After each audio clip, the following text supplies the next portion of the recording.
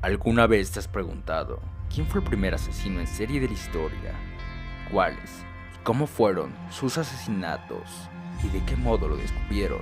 El día de hoy, Mundo Deshebrado te trae la historia de Herman Webster Mudgett, más conocido como el primer asesino serial de la historia, a quien se le estima que pudo haber acabado con la vida de 300 personas y cuyos actos han dejado una huella para historias posteriores. A finales de 1800, el primer asesino serial de la historia comenzó a aterrorizar la ciudad de Chicago en Estados Unidos.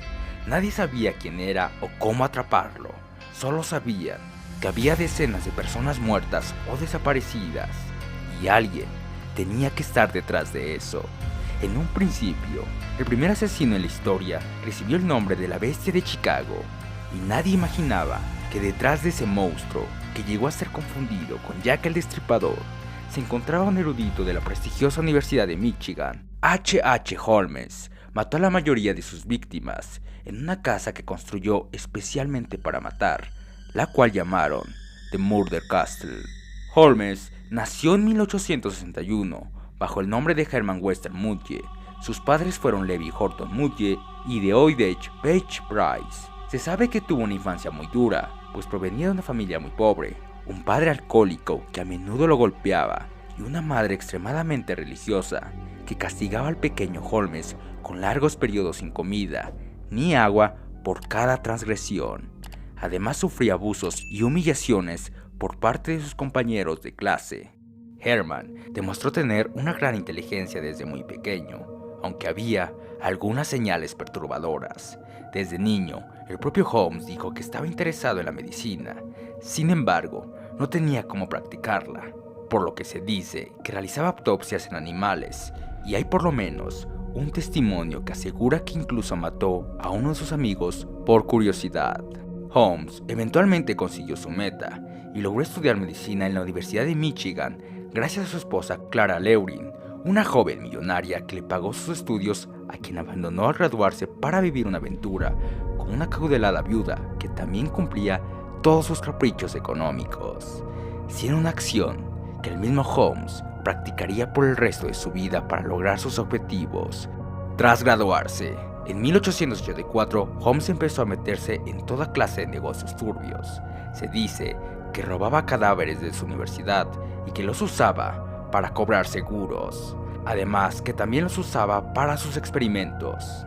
Sus estafas eran de tal calibre que llegó a vender una cura contra el alcoholismo o comercializar una máquina que convertía el agua en gas natural. Pero su éxito como estafador era el de conquistar mujeres ricas. El periodista John Barton Martin describió a Holmes como un caballero de la moda, pues tenía una personalidad avasalladora y un físico envidiable. Siempre vestía elegante, era alto, distinguido y guapo, por lo que le era fácil seducir y conseguir víctimas para sus intereses perversos. Además, Herman era un excelente mentiroso y hábil manipulador. Después de arruinar a su primera esposa, Holmes huyó a Nueva York, donde trabajó como médico durante un año. En 1885 se trasladó a Chicago, donde su modus operandi no cambió. Siguiendo con su papel de seductor, logró que la joven y millonaria Martha Belknap cayera en sus redes. En esta época, adoptó por primera vez el nombre por el que sería trágicamente conocido, Henry Howard Holmes, un guiño al famoso detective Sherlock Holmes.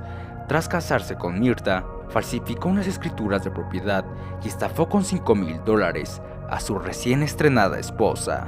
En 1887, Holmes obtuvo la titularidad de una farmacia en Inglewood, convirtiéndose en amante y hombre de confianza de su dueña, una viuda rica y confiada llamada Melissa Hall. Un día, él se quedó con todo su dinero y ella simplemente desapareció.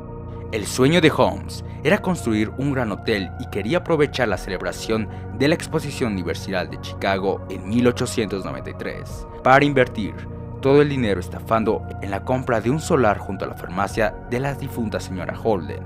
De este modo, la inauguración coincidiría con la visita de miles de turistas, sobre todo de mujeres pudientes y solas. En 1890 se iniciaron las obras de establecimiento, un edificio con aspecto medieval y que muchos dijeron que parecía una fortaleza tenebrosa. Para la construcción, Holmes contrataba y despedía a empresas rápidas y constantemente, y nunca llegó a pagarles. Este engaño sirvió para que Holmes fuese el único que conociera los verdaderos planos del futuro hotel, que fue inaugurado el 1 de mayo de 1893.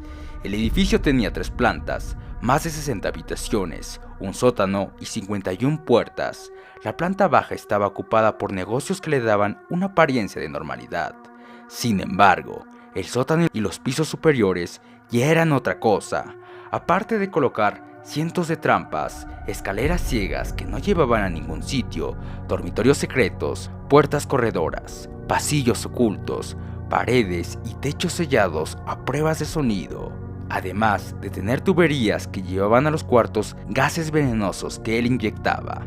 En el sótano del edificio se encontraban muchas máquinas de tortura, un cremador, grandes tinas de ácido, donde disolvía polvo a sus víctimas, cubetas de cal viva, entre otros instrumentos de tortura. Además, Holmes sabía instalar decenas de mirillas en las paredes, desde donde podía observar escondidas el sufrimiento de sus prisioneros. Así, sin saberlo, la vida de los clientes del hotel estaba enteramente en manos de un sádico y perverso asesino. Holmes podía acabar con sus vidas cuando quisiera. Resultaba muy fácil. Con solo abrir las espintas de gas, podía asfixiar a los ocupantes de varias habitaciones. Herman también torturaba a sus víctimas antes de acabar con su vida. A veces los colgaba de los brazos y las bajaba lentamente hasta un pozo lleno de ácido, o las encadenaba a una prensa rotatoria que poco a poco trituraba sus huesos. Incluso practicaba autopsias sobre cuerpos vivos. Una de sus famosas habitaciones era la llamada el calabozo. En su interior disponía de innumerables objetos de tortura y máquinas sanguinarias. El principio del fin. Tras la clausura de la Exposición Universal, los beneficios de Holmes descendieron considerablemente. Entonces, tuvo la brillante idea de incendiar el piso superior del hotel para así poder cobrar el seguro, que ascendía a $60,000. Pero para su desgracia, fue descubierto y tuvo que huir a Texas, donde siguió con sus estafas hasta que finalmente fue detenido y enviado a la cárcel por primera vez. Tras pagar la fianza, Holmes vivió a tramar una nueva estafa, y en ese transcurso conoció a Benjamin Pietzl, quien llegó a ser un gran compañero del asesino y responsable del resultado de la vida de Holmes. En esta estafa, Benjamin debía contratar un seguro de vida con una compañía de Filadelfia. Más tarde, Holmes haría creer a la aseguradora que Pietzl había muerto, y para ello mostraría un cadáver anónimo desfigurado por accidente. Una vez realizado el engaño, la mujer de Pietzl cobraría la prima y la repartiría con Holmes. Pero Holmes lo quería todo para él, así que mató de verdad a su cómplice para hacerse con la totalidad de la indemnización. Semanas más tarde, Holmes también se deshizo de la esposa e hijos de Pietzl. Cuando todo hacía suponer que el criminal se saldría con la suya, un antiguo compañero de celda llamado Marion Hedgett lo denunció a la policía por otro desfalco a una compañía de seguros. Holmes le debía $500 de un antiguo trabajo. Como sabía que nunca iba a cobrar, lo traicionó. Cuando las autoridades empezaron a investigar, se dieron cuenta de que Holmes no solamente había cambiado de identidad, sino que también había cometido infinidad de fraudes y asesinatos. Estos empezaron a salir a la luz cuando se descubrió el gran número de desaparecidos que hubo en Chicago mientras el Hotel de los Horrores estuvo activo. Los investigadores se quedaron horrorizados al hallar cientos de restos humanos en su interior. La policía contabilizó un total de 200 muertos, mientras que Holmes solo reconoció 27 durante los interrogatorios a los que fue sometido. El juicio a Holmes en 1895 duró 6 días.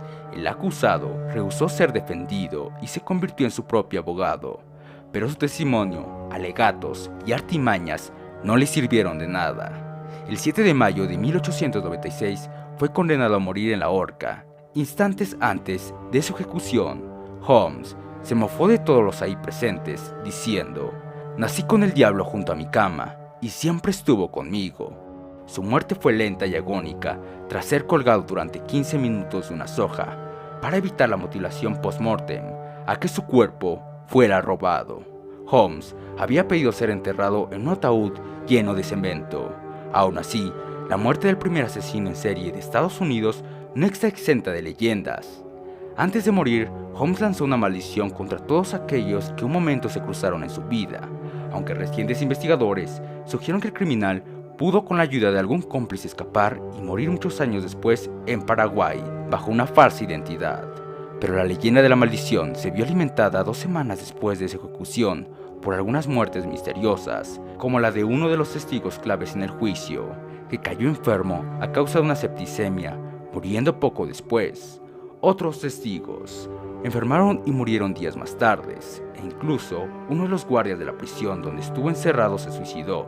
Asimismo, y de forma inexplicable, una de las oficinas encargadas de investigar para la aseguradora a la que Holmes defraudó se incendió por completo. El terrible legado de Holmes siguió hasta nuestros días, pues a diferencia de lo que informan algunos libros, el castillo se mantuvo en funcionamiento hasta la década de 1930, cuando el gobierno lo compró y lo demolió para construir una oficina de correos, que se inauguró en 1938, el cual sigue funcionando en la actualidad. Y hasta aquí la historia del primer asesino serial. Si el video te pareció interesante, agradeceríamos que nos dejaras un like y que te suscribas, activando la campanita para no perderte más contenido similar. Esto fue Un Mundo Deshebrado.